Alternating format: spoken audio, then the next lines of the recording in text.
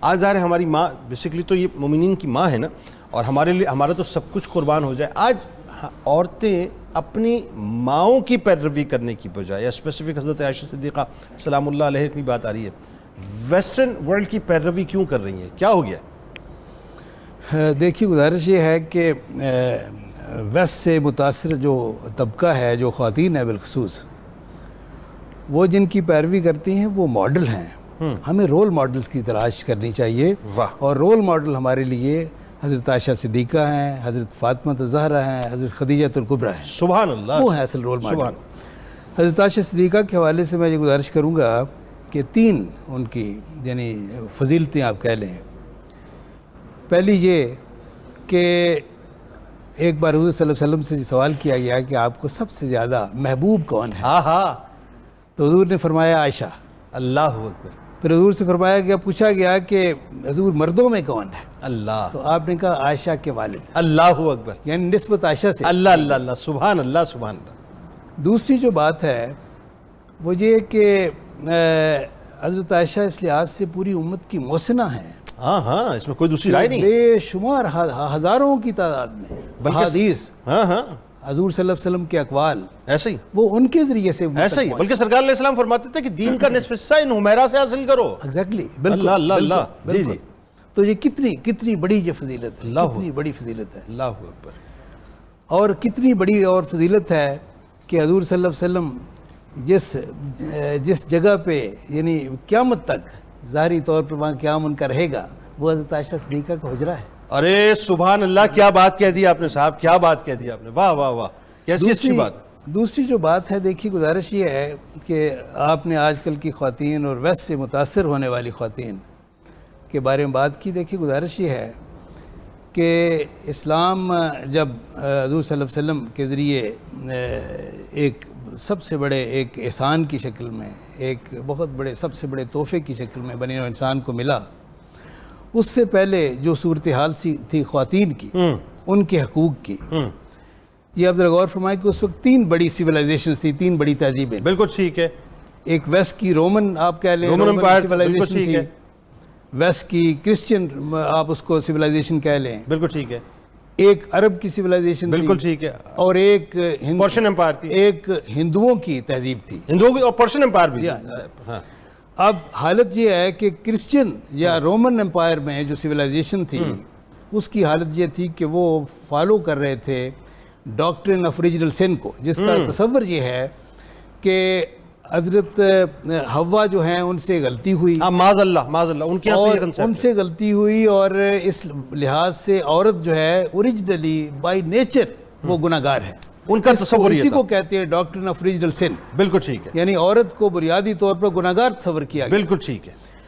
آپ ذرا غور فرمائیں کہ 16ویں صدی تک یورپ میں یہ ہے کہ یہ ڈسکشن ہوتی رہی کہ عورت جو ہے وہ ایک ہیومن, ایک اس میں اس نسل سے اس کا تعلق نہیں ہے, اس کو مین کائنڈ کا فرد ایسا تصور کیا جانا ہے. ایسا ہی. عرب کی سیولائزیشن کا آپ کو پتہ ہے کہ وہاں یہ ہے کہ بچیوں کو عربوں میں یہ ہے کہ زندہ درگور کر دینا, آپ کو پتہ ہے.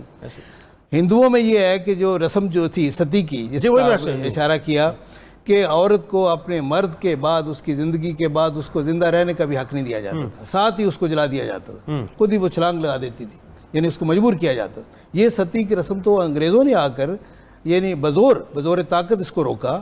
اب بھی یہ ہے کہ ان کی جاہل جو ہیں وہ لوگ جو ان کے اصل ہندوازم پہ کار فرما ہیں, ان میں یہ آج بھی یہ رسم ہے. اسلام میں آ کر عورت کو وقار دیا, اس کو عزت دی, اس کو یہ ہے کہ نیچے سے زمین سے اٹھا کر آسمان تک لے گئے.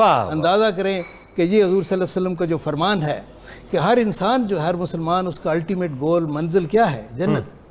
آخری منزل جو ہے اس کو ماں کے قدموں سے لے, کیا خوبصورت گفتگو ہے صاحب, اندازہ فرمائے.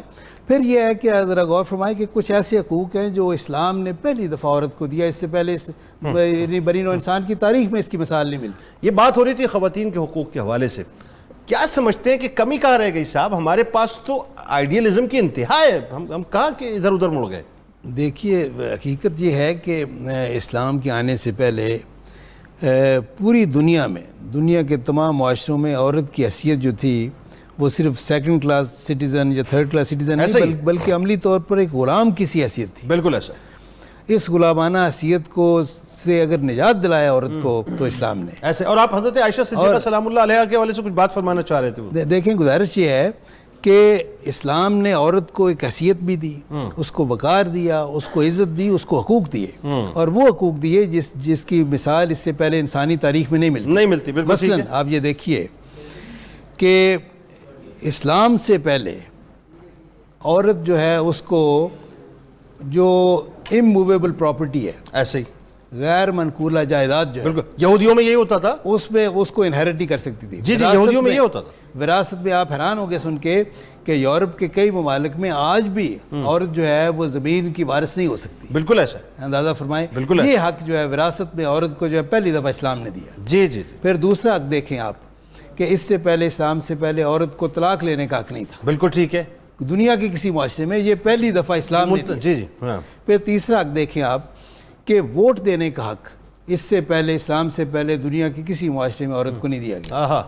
یعنی آج ذرا غور فرمائیں کہ یورپ میں جو عورتوں کے حقوق کے نام نہاد علمبردار بنے ہوئے ہیں, وہاں پہ عورت کو جو ووٹ دینے کا حق کب ملا ہے؟ 1920s میں. جی ایگزیکٹلی 1920s میں, 20ویں صدی کا اوائل میں, 20ویں صدی میں, بعض ملکوں میں 1940s میں. ایسا ہی ہے. اور عورت کو اور وہ بھی انڈسٹریل ریولوشن کے بعد جب عورت باہر نکلی ہے اس کے بعد. اور عورت کو اسلام نے جب ووٹ کا حق دیا ہے تو آپ اندازہ فرمائیں کہ وہ واقعہ میں آپ کو یاد دلاتا چلوں, جب حضرت عمر فاروق نے, جب ان کو یہ ہے کہ وہ قاتلانہ حملہ ہوا, تو اس وقت بھی انہوں نے اپنے اعصاب, اتنے مضبوط اعصاب, کیا شخصیت تھے سبحان اللہ, کہ انہوں نے اپنے آپ پہ قابو رکھا, اپنے آواز پہ قابو رکھا, اپنے اعصاب پہ قابو رکھا, اور 6 افراد امت کے جو بہترین افراد تھے ان پہ مشتمل ایک کمیٹی یہ ان کے جانشین کا انتخاب کریں گے. ان میں سے 6 میں سے حضرت عبد الرحمن بن عوف نے اپنا نام ڈرا کر لیا.